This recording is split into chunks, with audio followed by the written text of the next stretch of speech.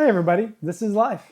Yeah, with Tim and Jenna. Cause I'd still pick you in the checkout line when the coupons fail and the card declines, when the kids are screaming and the car won't steer, and I'm one small inconvenience from a breakdown in here. Yeah, I'd still pick you. You're my steady north, my Jedi in my court. Many people believe the lie that love equals romance, or that in order to feel loved, it has to feel romantic somehow. Yes, and listen, we are probably two of the most non-romantic people We're just not ever. a little awkward. We try. It just never works out. It never works out. And you guys will get to hear a little bit more about that story. But today we are talking about the myth of Love equals romance. Yeah, that love is always romantic. So Yeah. Nope. So this is Life. I'm Jenna. I'm Tim, and we're excited to have you guys here with us today. We're going to kick off this morning just with a few random questions to help you guys get to know us a little bit better. So you want to grab those questions and they're we'll kind of jump in? unpracticed. Okay. Oh, let's see. What is your go-to comfort show? Go-to comfort show. Oh, I don't know. Chuck. I don't know if we want to confess that to Why everybody. not? I love Chuck. We do love Chuck. If you watch it, don't judge us. Don't judge us, and judge don't watch us. it with young children. Wow. Now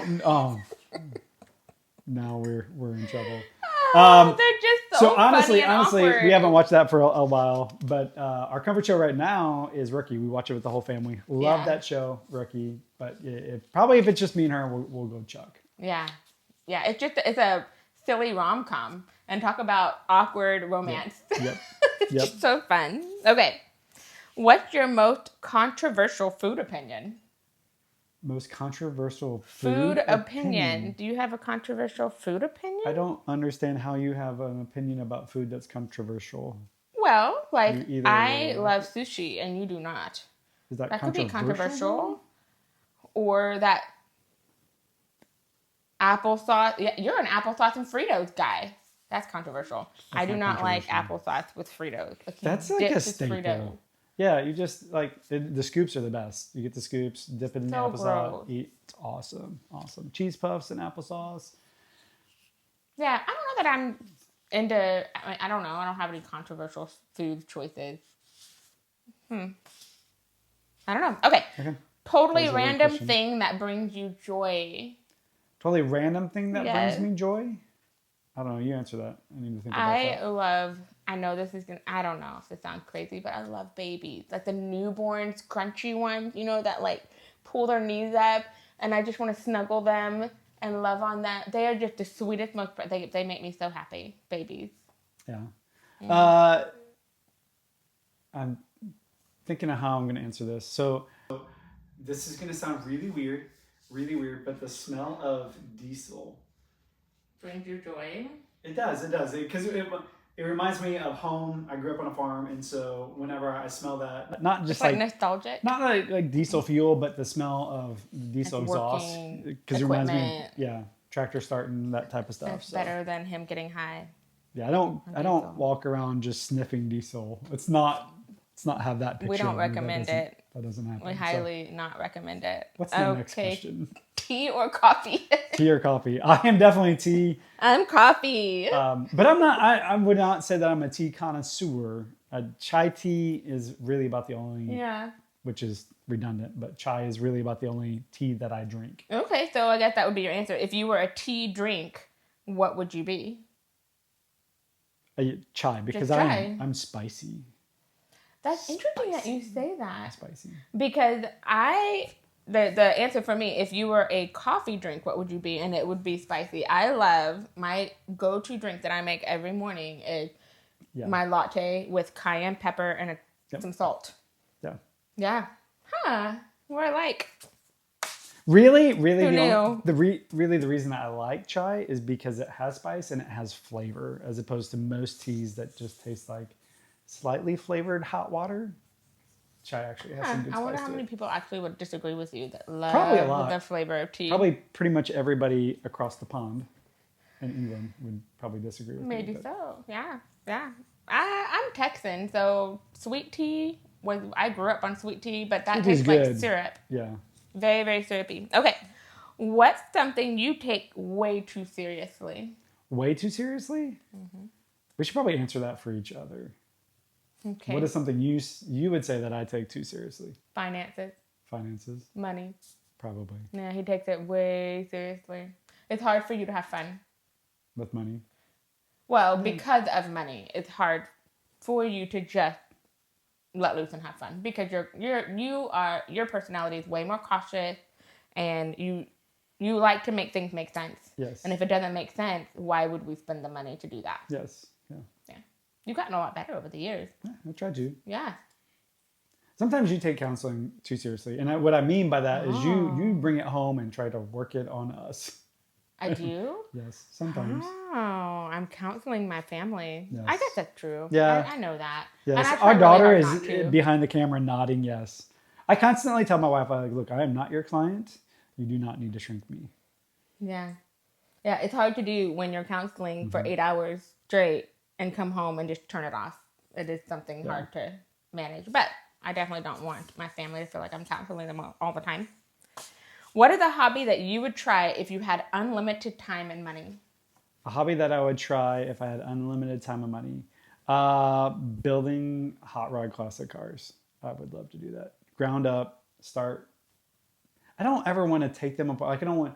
You see these videos of these guys going out into the middle of the woods and finding this car that had been sitting there for years. It's full of like animal excrement. That I don't want that. What I did will. you say? Huh? What did you say? It's full of animal excrement. You know? Okay. I don't want to do that. I just want to like. I'll buy a new frame. I'll buy all new parts and put it together. I don't want to, or find one that's in really good shape.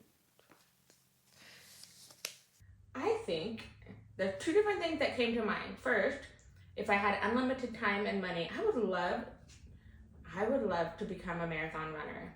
Not for anybody else. I don't want to chase. I don't want to like compete in races, but I would love to like know that I can do it. Did you guys know that the Bible says that wicked people run when they're not being chased? Food for thought. Yeah, it does. I would love to know that not only that I can do it, but the amount of time that it takes to train for marathons and the money that it like shoes. Like I actually have a client who's a marathon runner, and you can only put so many miles on a shoe before it starts to your feet start to break down, the muscles in your legs start to break down. So you really do have to be, if you're a true runner, you know when you need to buy new shoes, and they're not cheap. And the time that it takes. Other side effects, because we had a friend of ours that actually we married then. He did marathon running, and he had to wear Band-Aids on his nipples because his nipples would bleed. Yeah, that would not be an issue for me because Yeah, how are you going to explain that one? Yeah, because I wear other support. I'm a woman. I'm not a guy. I'm just saying, it seems like there's a lot of danger. I would love running to also, marathons. okay, hobbies. If I had unlimited time and money, I would learn how to roast my own coffee beans. I would import them and learn how to make them myself. I think that would be fun. Yeah. Not really to sell. I just Well, think it'd be... let's jump into our story for today. Yeah. So really what we're gonna do is we want to just share stories from our life, kind of about these myths, how they've impacted us, how we believe them, how they maybe cause struggles in our marriage or whatever. But today we're gonna make it very clear that up front, from the beginning, romance has always been a struggle in our relationship. And if you find yourself in marriage and feel like romance is a struggle, that might be more normal than what you think, right? Yeah.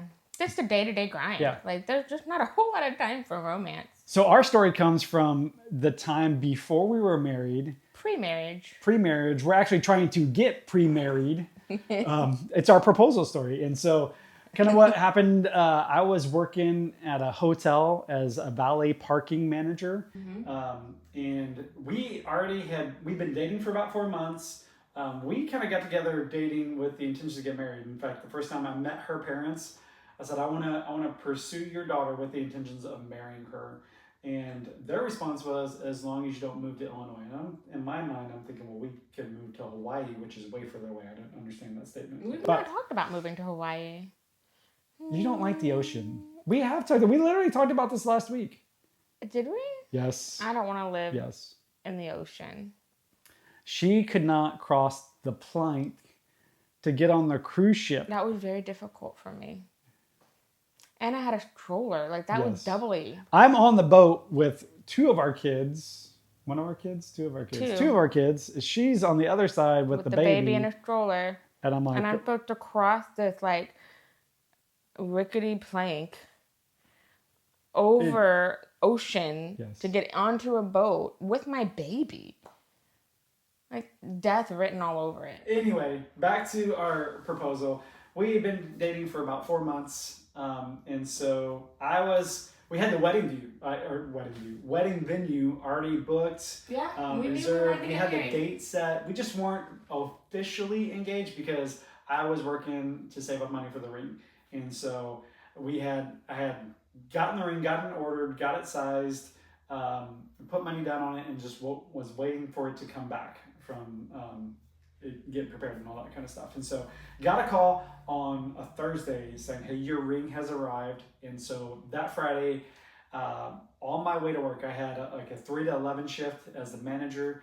And on my way to work, I picked up the ring. And I really, even at that point, didn't have intentions to make the proposal that day. Tim doesn't do anything spontaneous. Yes, I plan things out like weeks, months at a time. Yes. And So so the fact that you planned a proposal in just a few hours yes, is quite yeah. shocking Something and happened. fascinating. Something happened when I picked up the ring of like I've got to get this on her finger. I don't know what the urgency was because we were already doing this thing. I don't know why I felt like I had to propose that day, but I did. And so I called my boss saying, "Hey, is it okay if I leave work early?"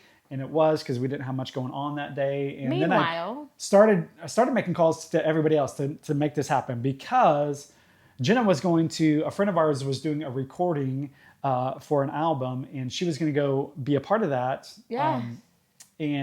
Or at least be in the audience. I was just going to be at the recording. in And he had asked everybody to be at the recording by a certain time. Yeah. I think it was like 5 o'clock. We had to be in because they needed to close the doors, lock them so people weren't coming in and out during the actual recording. And I had planned. I was going to be there. I was super excited. I show up at the recording and I'm sitting there waiting for everything to get started. And a friend of mine comes and sits next to me and starts like asking me deep questions, and I have no idea like where this is coming from, other than that she's a really good friend of mine. But I'm sitting there with my journal and writing and waiting for the recording to start, and I had no idea what was happening. Yeah. So the first stage of this plan was to get her out of that recording before they shut the door. So I had texted the guy doing the recording and his girlfriend, the girl that sat down with Jenna, was asking all these questions. I said, hey, look, don't start. I got to get Jenna out. So they were trying to get me out, and I had no idea. I texted mentors of ours and texted the wife and said, hey, can you just reach out to Jenna and say you need her help?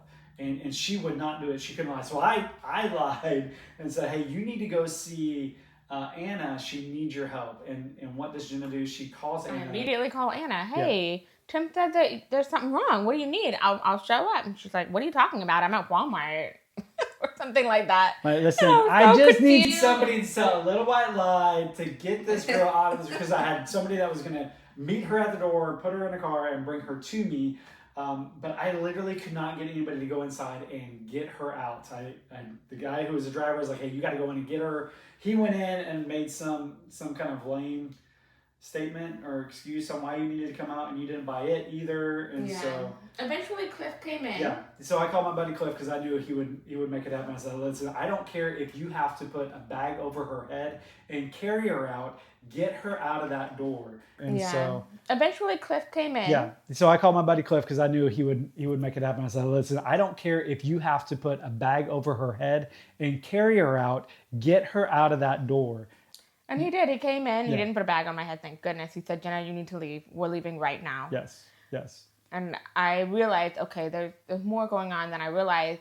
And walked me out, immediately put a blindfold on my face. Blindfolded. This is going to be romance. Again, romance. It's romantic to be blindfolded. Delivered to your man. I would like for all you ladies out there to drop a comment. Probably not. Is it romantic to have your eyes blindfolded and thrown into a car? Probably not, especially in the world that we live in today. I'm sorry? Probably not, especially in the world that we live in today. Probably not. Not then either. Probably not. The Probably not. Metroplex driving Yeah. around. Somebody pulls you out of a venue and blindfolds you and sticks you in a car. You should probably shoot, run, and scream. You should louder. run. Yes. So anyway, we get her in the car. They're driving. It's December in Texas, but it's still warm. It's pretty warm. And Stuffy.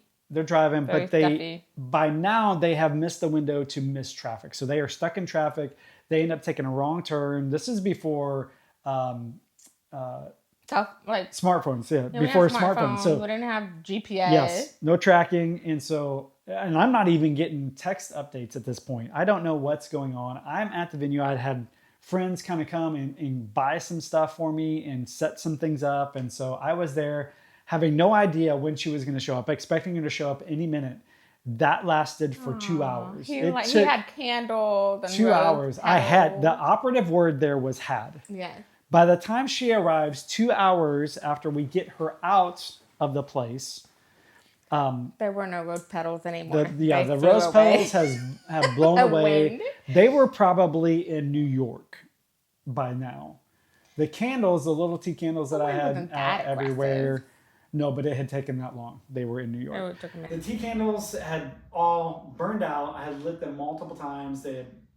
Now you couldn't even light them because they had burned all the wax out. And so they pull up. She gets out of the door. I walk her over. I don't even think I said hi at that point. No, yeah. He pulled me out of the car. He's wearing a tux.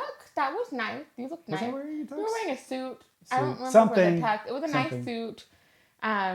So you look nice. I was a little disheveled. I was sweating because we were in a car with no AC in Sweating, Texas. yes. It doesn't matter that it's December.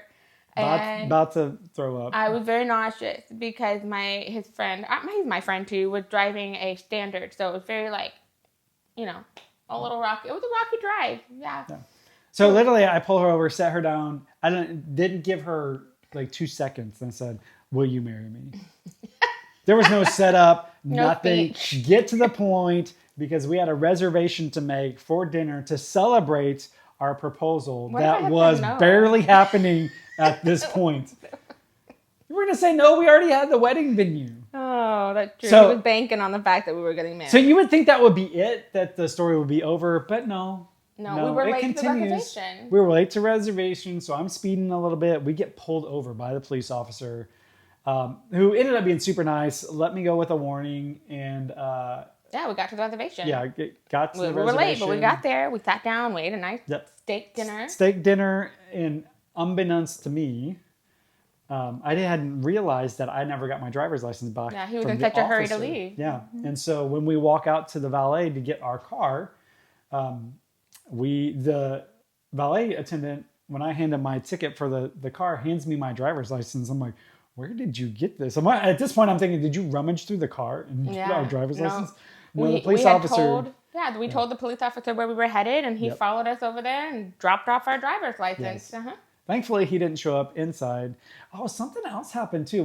Like the table behind us, there was a lady who complained about her food. I remember that now. I don't remember that. I didn't. That hear was a great atmosphere as well. Like she was like aggressive complainer, not like, "Hey, my steak's not cooked right. Can you please take it back?" Like she was yelling because it stood out to me. So It was a rough start. nothing about this most romantic moment in our life ended up being romantic at all. Nothing. It was a good story. But we got married. It's a good story. Yeah. We got married, Yeah. and our wedding day wasn't too bad. Yeah. It was pretty great, Yeah. actually. Listen, we have so many stories of romance not working in our life. One of those is our wedding day. We had waited to kiss until our wedding Yeah, day. we drew some lines, yeah. right? And we'll explain that at some other point. Yeah, but But- our first kiss was on our wedding day. Yeah. So we had finished the ceremony. We'd done all the ideas. We were doing our photos. Everybody was in the reception hall except for us because it's just our 2 photos at that point. We'd already done all the family Yeah. photos and all that kind of We stuff. were And by ourselves for the Yeah. first time. the photographer Married. had taken us out and done some outside photos, and we kind of made our way around the building and circled back into the wedding chapel itself. And nobody was in there. The lights were off. Nobody was in there. So I felt like it was the perfect opportunity to do a little smoochy smooch with my Yeah. now wife. Yeah. And so we're there In the back just, of a chapel. just the two of us. I feel like this is getting better and Kissing, yeah. Making out a little bit. And then we hear somebody clear their throat. better.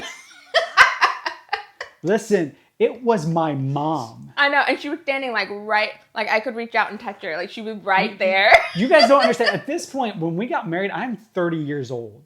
Yes. Why am I being busted by my mom On the on my day wedding of- day after I said my I do's for kissing my wife at the age of 30? Yeah. And her response was, people are waiting for you. Where did she even come from? Who knows? She materialized. But we got to the reception. We had a great time. We left. And then that night at 10 p.m., my father called. We're at the hotel. My dad called at 10 p.m. Why did I answer? Because I thought surely no one would call me. Jenna was honeymoon thinking night. it was an emergency. Yeah, it had to be an emergency. So she picks up the phone. Hey, Dad, what's up? Oh, just wanted to see what you're doing. I can give you a hint. It's our wedding night. What do you think we're doing? We love our parents. They're Yes, all of them yes. are wonderful. But here's the reality. Between life, kids, if you want to talk about romance killers, have kids. Because they will show up in the moments where you are Romance trying to killers. be romantic.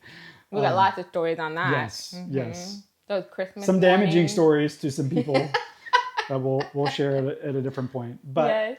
the point of today is there's an idea that when you get married, that you That guys are romance going to continues. live these super romantic times. And you will. You guys are going to have plenty of romantic moments. But to think that your marriage is going to be full of them just isn't realistic. Yeah. So, Yeah. And I would say, if I can go out on a limb, often it's when things are not romantic, when the deepest love is felt. And, like, for example, when I came out, I don't know what was going on that day, but I was having a hard day. And you had told me, you know what, just go lay down, take a bath, lay down. And I walked out of our bedroom, the master bedroom, and there was Tim on the floor with all 5 of our children, and they had dumped all the socks. During laundry, I just put all the socks in one basket. And then at the end of doing the laundry, we all just kind of sort socks. And there my husband was in the middle of the floor with all 5 of our children sorting socks. And I cannot tell you how loved I felt. Now, was that romantic? No, there's nothing romantic about folding socks. But my husband saw a need and was willing to meet it in that moment for me. And I wasn't feeling good, and he did it without pretense or without a show. And so it's those moments that you feel, okay, we're in this together. Yeah. Mm-hmm. So that's it for today. But we do want to invite you to follow us on social media. We're on Facebook, Instagram, TikTok, YouTube. Throughout the week, we're going to give you little tips on how to make your marriage better. And this week, we'll be posting some tips on how to find romance, or even some more funny stories about romance not working for us. Like we said, very few times we've tried to be romantic that it's actually worked out, if any. I don't even know if there's any, right? I can't think of one. Yeah. So we want to say thanks for joining us today. Yeah. Next time, we're going to be talking about what it looks like to, expectations and how those very rarely work out. Sometimes we have some expectations that really hinder our marriage. So, and one of those is expecting your spouse to think the same as you do. And we think... We think pretty similar. We're Yes. pretty good. Yeah. However, there are things that we don't necessarily see eye to eye on. Yeah. And we're okay with that. So join us next time. But for today, we're going to sign off. We thank you for joining us. This has been This Is Life with Tim and Jenna. And we'll see you next time.